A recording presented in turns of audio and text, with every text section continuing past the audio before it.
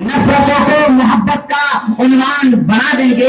کچھ روز مدارس میں گزار اپنے رات دن, کچھ روز مدارس میں گزار اپنے رات دن, یہ مدارس تجھے انسان بنا دیں گے. موصوف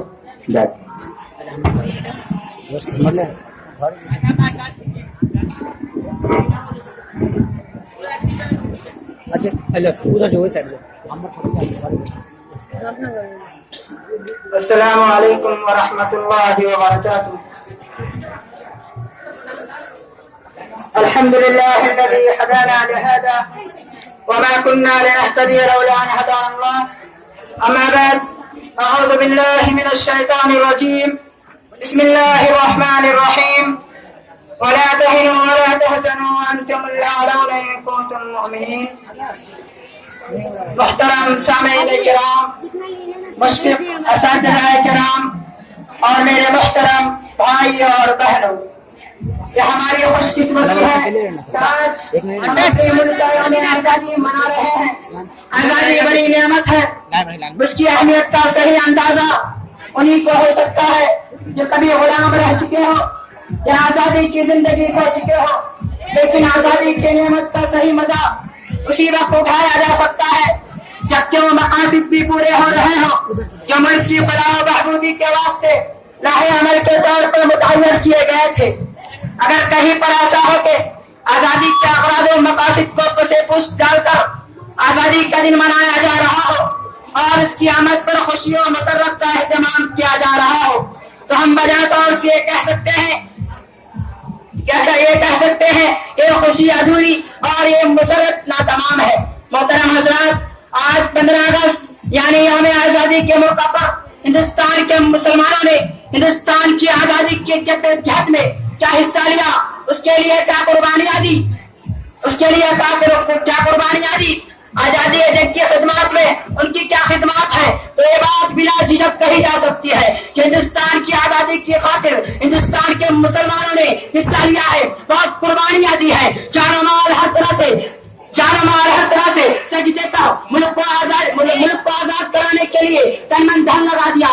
آزادی وطن کی خاطر جان پر کھیل گئے, جلوں کی ہوا کھائی, انگریزوں کے مظالم سہے, سولیا پھانسی کے پھندے ان کے حوصلوں کو پست نہ کر سکے. ان کے ورارے انگریزوں کے پہنے مظالم سے سرد ہونے کے بجائے روز بروز بڑھتے رہے. انگریز ان آزادی کے متوالوں کے جسم پر تو قابو پا سکتے تھے, ماں ان کے روحے ان کے آپے سے باہر تھی, ان کے دل و دماغ تک کیسے رسائی حاصل کر سکتے تھے. جہاں وطن پر مر مٹنے اور وطن کو آزادی کرانے کے جذبات موجود تھے, ان کے ورورے اور حوصلوں پر کیسے چھین سکتے تھے جو اپنا ہوش کی منزل سے پڑے اپنے مقام بنا چکے تھے. انگریزوں کے ناپاک قدم جب ہندوستان میں آئے انہوں نے ہندوستان پر قبضہ کرنے کی ترکیبیں سوچنی شروع کر دی. اسی وقت مسلمان ہندوستان آزادی تحریک میں شامل ہو گئے.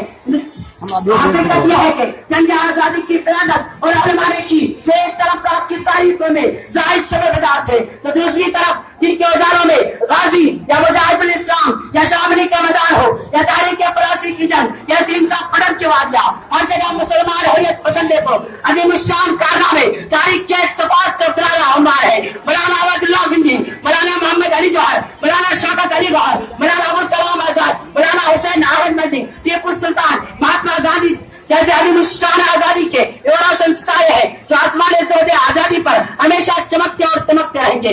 ہندوستان کے مسلمانوں نے اپنے خون جگر سے اس گلشن ہند کو سنوارا ہے. گلستان کے ہند کے پٹے پٹے پر مسلمانوں کے روشن کارنامے درج ہے. یوم آزادی عام ہندوستانیوں کے متعلق ہے, خواہ ہندو ہو یا مسلم, سکھ ہو یا عیسائی, کسی مذہب کو ماننے والا ہندوستانی ہو. بلکہ حقیقت یہ ہے کہ یوم آزادی ہمارے لیے یوم احتساب کا دن ہے. آج کے دن ہمیں سوچنا چاہیے کہ ہمارے بزرگوں نے یوم آزادی کے لیے جو ہاتھ دیکھے تھے وہ پورے ہو رہے ہیں یا نہیں.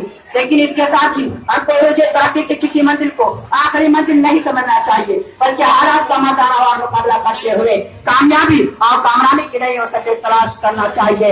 کسی نے سچ کہا ہے, دشمن ہی صحیح نشان بنا دیں گے,